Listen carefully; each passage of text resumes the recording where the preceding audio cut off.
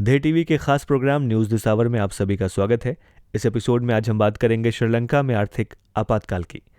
अगर आपसे मैं कहूं कि आपके देश में खाना बिल्कुल खत्म हो चुका है तो आप हो सकता है परेशान हो जाए।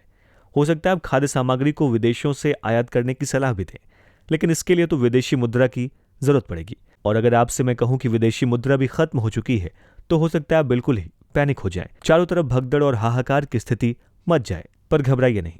हमारे देश में ऐसी कोई समस्या नहीं है, लेकिन दुख की बात यह है कि मौजूदा वक्त में हमारे ही पड़ोसी देश श्रीलंका में यही हालात हैं।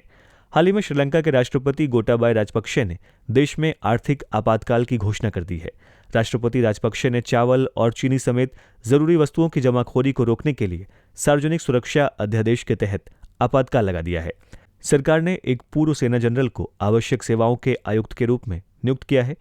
इस आयुक्त के पास व्यापारियों द्वारा जमा किए गए खाद्य स्टॉक को जब्त करने और कीमतों को नियंत्रित करने की शक्ति होगी। दरअसल श्रीलंकाई रुपया के मूल्य में भारी गिरावट के कारण वहां मुद्रास्फीति बहुत बढ़ गई है। इसकी वजह से खाद्य कीमतों में काफी तेजी आई है। इस बढ़ती मुद्रास्फीति को रोकने के लिए ही श्रीलंका की सरकार ने कदम उठाया है।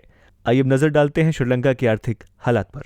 आंकड़ों के मुताबिक नवंबर 2019 में जब गोटाबाया सरकार ने सत्ता संभाली थी तो उस वक्त श्रीलंका का विदेशी मुद्रा भंडार 7.5 अरब अमेरिकी डॉलर था, लेकिन जुलाई 2021 के अंत तक ये घटकर मात्र 2.8 अरब अमेरिकी डॉलर रह गया।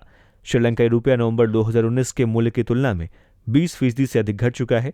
कोविड-19 महामारी के कारण 2020 में श्रीलंका की अर्थव्यवस्था में 3.6% की गिरावट आई है। श्रीलंका में निर्यात ज्यादा है और आयात कम है। इसकी वजह से बड़ा व्यापारिक घाटा अर्थव्यवस्था की रीढ़ को लगातार कमजोर कर रहा है। गौरतलब है कि श्रीलंका में पर्यटन उद्योग विदेशी मुद्रा आयात का एक बड़ा स्रोत है, लेकिन कोविड-19 महामारी ने पर्यटन को बुरी तरह से प्रभावित किया है। इसके कारण विदेशी मुद्रा आने का स्रोत बिल्कुल बंद सा हो गया है। अर्थव्यवस्था को गति देने के मकसद से सरकार ने विदेशी और घरेलू स्तर पर ढेर सारा कर्ज ले लिया है। ऋण और उसके ब्याज के भुगतान के लिए सरकार ने करेंसी प्रिंटिंग का भी सहारा लिया, जिसके लिए और भी घातक साबित हुआ। अपने विदेशी मुद्रा को बचाने के लिए सरकार ने आयात पर प्रतिबंध लगाना भी शुरू कर दिया है। मार्च 2020 में सरकार ने वाहनों और अन्य वस्तुओं जैसे कि खाद्य तेल और हल्दी के आयात पर प्रतिबंध लगा दिया। सेंट्रल बैंक ऑफ श्रीलंका ने भी स्थानीय मुद्रा को बढ़ाने के लिए ब्याज दरों में वृद्धि की, लेकिन इन तमाम उपायों का कोई खास असर नहीं दिखा। इस तरह श्रीलंका में हालात ऐसे हो गए हैं कि आपातकाल का सहारा लेना पड़ा है। श्रीलंका के बाजारों में भगदड़ की स्थिति बनी हुई है। आवश्यक घरेलू उत्पादों के दुकानों के बाहर लंबी लंबी कतारें देखी जा रही हैं। खैर, हम यही कामना करते हैं कि हमारे पड़ोसी देश श्रीलंका में सब कुछ ठीक हो जाए। तो चलते चलते आप सभी के लिए एक सवाल, अगर हमारे भारत में इस तरह के हालात हों तो आपके मुताबिक इससे निपटने के लिए क्या क्या उपाय हो सकते हैं? यहाँ ये बताना जरूरी है कि 1991 में हम कमोबेश इस तरह की स्थिति से एक बार निपट चुके हैं।